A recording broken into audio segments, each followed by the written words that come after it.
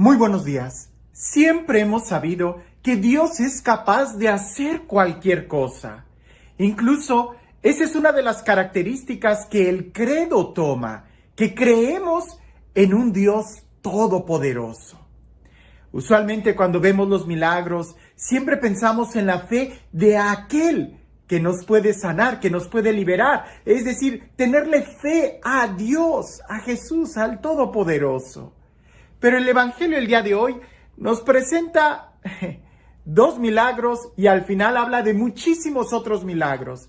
Pero particularmente el primero, el énfasis no se pone en la fe en Jesús, sino más bien en la forma en cómo la persona cree y le expresa esa fe. Muchos piensan que la fe es como tener ese boleto de garantía. Si yo tengo fe, lo adquiero todo.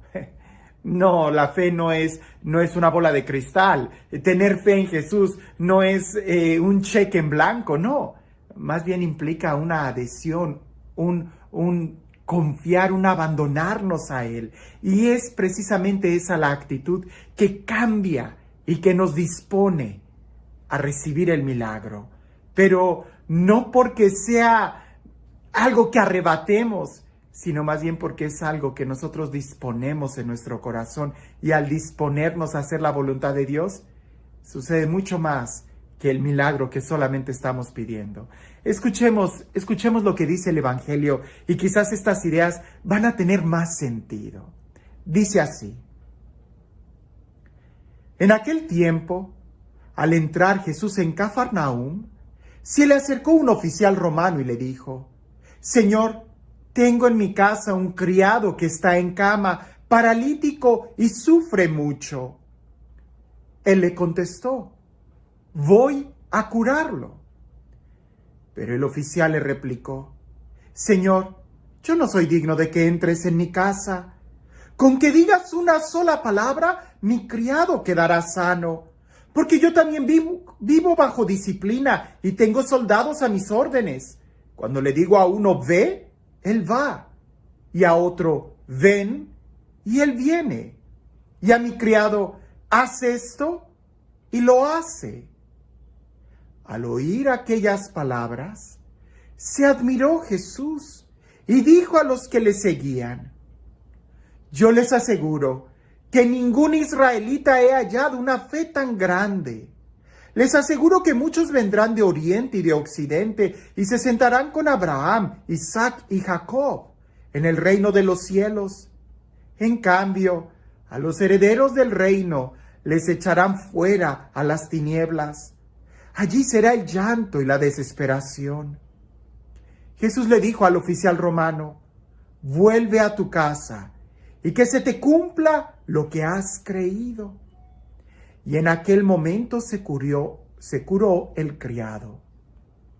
Al llegar Jesús a la casa de Pedro, vio a la suegra de éste en cama, con fiebre.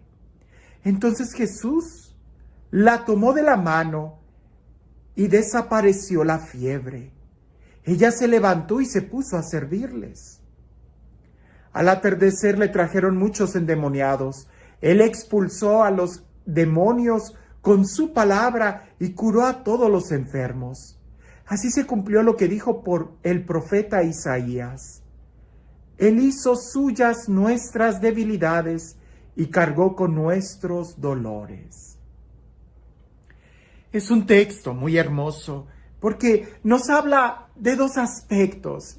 Sí, en primera instancia vemos la fe de este centurión que se lo expresa a Jesús en dos momentos. Él cree, por eso se acerca y le pide el milagro a Jesús. Pero además de creer que Jesús puede hacerlo, también es capaz de reconocer que él es un centurión romano, que no es digno, que no es heredero de todas las promesas. Por eso le dice a Jesús con toda humildad: Señor, yo no soy digno de que entres a mi casa. Esto es muy importante que lo tengamos en mente, porque en el segundo milagro, cuando Jesús entra a la casa de Pedro y ve a su suegra enferma, en este evangelio nadie le pidió a Jesús que sanara a la suegra, ni siquiera el yerno. Pedro no le dijo a Jesús: sana a mi suegra. No, Jesús se da cuenta que está enferma. Ni la suegra se lo pidió, ni Pedro le pide a Jesús, nadie. Es Jesús quien va. Luego le traen muchos endemoniados y al final dice el texto que en él, Jesús se cumple este texto, que él carga con todos nuestros dolores. Él hace suyas nuestros padecimientos. Esto es importante, porque no debemos de dudar que Dios quiere sanarnos. Pero la pregunta no es si Dios quiere o si Dios puede. Claro que Dios puede. Lo importante es, nosotros tenemos la disponibilidad, nosotros tenemos la disposición, dejamos que Él nos tome o nos hable. Pensemos un poco en la actitud del centurión, porque es muy importante esta actitud, tan así que Jesús la elogia. Porque en el Evangelio vemos muchos que le gritan a Jesús. Sí, Señor, ten misericordia de mí. Y en ese ten misericordia de mí vemos la actitud desesperada de alguien que cree en Jesús y que al pedir misericordia también expresa una humildad. Pero en este centurión romano se ve de una manera tan clara. No entres a mi casa, no soy digno, solo di una palabra. El centurión romano sabe muy bien que Jesús tiene el poder, sabe muy bien que Jesús tiene la autoridad. El centurión romano que tiene autoridad, que mueve ejércitos, que al menos estará al frente de algún batallón, sabe que Jesús también tiene autoridad y que con su palabra Él puede hacer que las cosas sucedan. Por eso le dice, no entres a mi casa, no soy digno. Él cree en Jesús y al mismo tiempo sabe y reconoce quién es Él, un centurión romano, un pagano, alguien que no era heredero de las promesas de salvación. Y sin embargo, cree en Jesús, en el poder de su palabra. Algo que los israelitas deberían de creer también, porque Dios crea todas las cosas con su palabra y basta una sola palabra para que la luz se haga, para que las estrellas existan, para que la creación entera cobre vida. Una sola palabra de Jesús calmó la tempestad, una sola palabra de Jesús hizo que Lázaro saliera de la tumba. El centurión le dice, solo di una palabra y eso es suficiente. Pero parece que hay muchos cristianos el día de hoy que no es suficiente una palabra, sino que quieren que Jesús venga a la casa y que Jesús nos toque y que Jesús nos abrace y que Jesús sople sobre nosotros y que Jesús haga no sé qué tantas cosas.